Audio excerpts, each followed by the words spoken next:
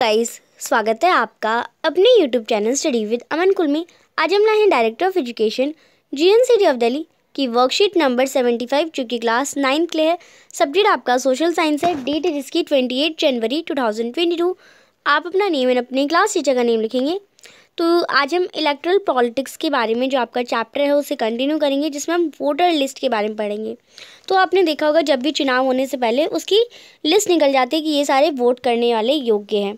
यानी हमारी कंट्री में जो भी सिटीज़न है जो 18 ईयर्स या 18 ईयर्स से अबव है, उसे वो इलेक्शन में वोट कर सकता है बिना किसी डिस्क्रिप्शन यानी बिना किसी डिस्क्रिमिनेशन यानी बिना किसी भेदभाव के वो वोट कर सकता है। वो एलिजिबल है, वो पर्सन वोट करने के लिए प्रिपेयर्ड है रहे इलेक्शन से। और इसी लिस्ट को हम ऑफिशियली इलेक्टोरल रोल कहते हैं या कॉमनली इसे हम वोटर लिस्ट भी कहते हैं। अब नॉमिनेशन ऑफ कैंडिडेट्स यानी अब कोई नेता बनना चाहे तो वो क्या करेगा। Political parties nominate their candidate who get the party symbol and support. यानी जो पॉलिटिकल पार्टी हैं वो अपने कैंडिडेट को नॉमिनेट करती हैं कि ये वाला ये जो इंसान है इस बार वो पार्टी चलाएगा। वो अपना सिंबल देती है, अपना सपोर्ट देती हैं। Party nomination is often called party ticket. यानी पार्टी नॉमिनेशन को हम पार्टी टिकट भी कहते हैं।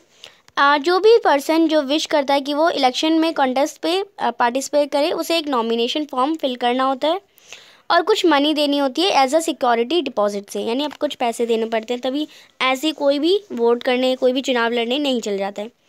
एक नया सिस्टम रिसेंटली आया है कि direction from the supreme court, जो कि सुप्रीम कोर्ट से आया है कि हर कैंडिडेट को एक लीगल डिक्लेरेशन देना होगा, अपनी सारी डिटेल्स बतानी होगी कि वो सीरियसली क्रिमिनल जो केसेस पेंडिंग यानी कोई भी उस कैंडिडेट पे कोई क्रिमिनल केस तो नहीं पेंडिंग हो रखा, उसकी एसेट्स की डिटेल, उसकी लाइबिलिटी कैंडिडेट्स की और उसकी फैमिली के बारे में हर इंफॉर्मेशन, उसकी एजुकेशन क्वालिफिकेशन वो सब बतानी होगी। और ये information has to be made public, यानी पब्लिक ही देनी होगी। This provide an opportunity to the voters make their decision on the basis of information provided by the candidates। यानी ये जो इंफॉर्मेशन दी जाती है ये वोटर्स जो भी वोट कर रहे हैं उन सबको दिखाई जाती है कि ये सारे इन पे इंफॉर्मेशन है, ये इसके लिए एलिजिबल है, यानी ये पढ़ा लिखा है, ये इसके पास ये है, इसके पास ये। तो जनता उसे वोट करेगी या ना करे वो अब उसके हाथों में है। अब इलेक्शन कैंपेन क्या होता है, ये नेसेसरी है कि फ्री और ओपन डिस्कशन हो कि कौन सा बेटर रिप्रेजेंटेटिव है विच विल और कौन सा बेटर गवर्नमेंट बनाएगा, एक गुड पॉलिसी लाएगा। This is what happen during election campaign. यानी ये इलेक्शन कैंपेन में ही होता है। हमारी कंट्री में ऐसे कैंपेन आपने बहुत देखे होंगे। आपने देखे होंगे चुनाव के दिन आने से पहले ही 1-2 हफ्ते पहले रैलियाँ स्टार्ट हो जाती है कि हमें वोट करो, बहुत सारे नारे लगने लगते हैं। 2 वीक पीरियड यानी 2 हफ्ते पहले लगभग अनाउंसमेंट होती है फाइनल लिस्ट कैंडिडेट्स की, देन और पोलिंग की डेट फिक्स होती है। तो हमारे इलेक्शन के अकॉर्डिंग कोई भी पार्टी जो है और कोई भी कैंडिडेट है वो किसी भी वोटर को थ्रेटेड नहीं कर सकता है कि हमें ही वोट दो, यानी वो धमकी नहीं दे सकता है। वो उनके सामने उनकी कास्ट और रीज़न की बेसिस पर अपील नहीं कर सकता कि मैं हिंदू हूँ तो आपको हिंदू को ही वोट देना है, तो वो ऐसे भी नहीं कर सकता। वो गवर्नमेंट रिसोर्सेज फॉर इलेक्शन, यानी वो अब गवर्नमेंट रिसोर्सेज ही इलेक्शन कैंपेन के लिए यूज़ कर सकता है। और वो 25 लाख से ज़्यादा कंस्टिट्यूंसी लोकसभा में यूज़ नहीं कर सकता इलेक्शन में, और 10 लाख की ज़्यादा कंस्टिट्यूंसी वो असेंबली इलेक्शन में भी यूज़ नहीं कर सकता। All the political parties in our country have made to be model code of conduct for election campaign. According to this, यानी मॉडल कोड ऑफ कंडक्ट के अकॉर्डिंग कोई भी पार्टी और candidate can use any place of worship, यानी कोई भी पूजा का स्थान वो अपने प्रोपेगेंडा के लिए यूज़ नहीं कर सकता। यानी इलेक्शन के ज़रिए वो कोई भी धार्मिक स्थल को यूज़ नहीं कर सकता।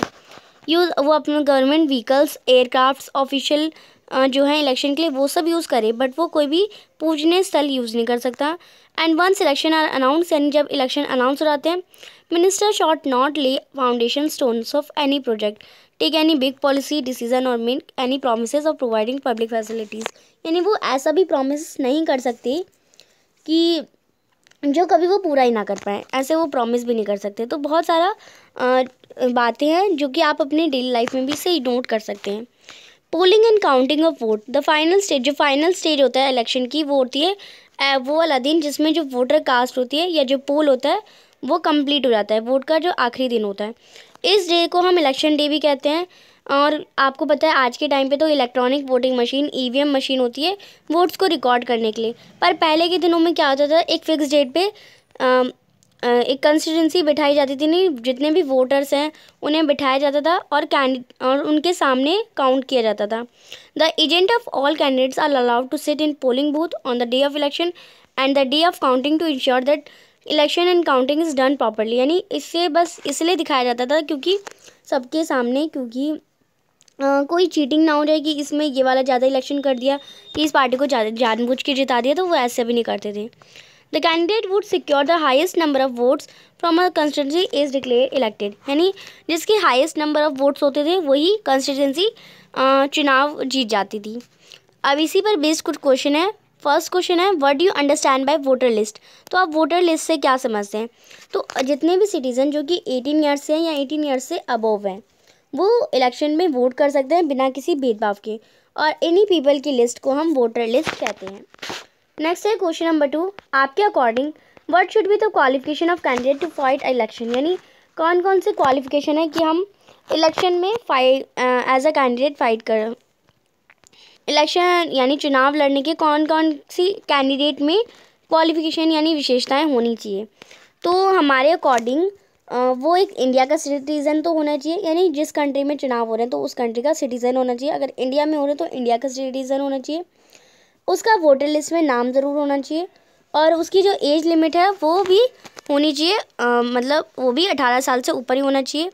एंड वो मेंटली फाइन होना चाहिए एकदम, कि वो मानसिक उसकी हालत ठीक है एकदम। और do not hold any office of profit, यानी वो कोई भी प्रॉफिट के चक्कर में ना करे लड़ाई।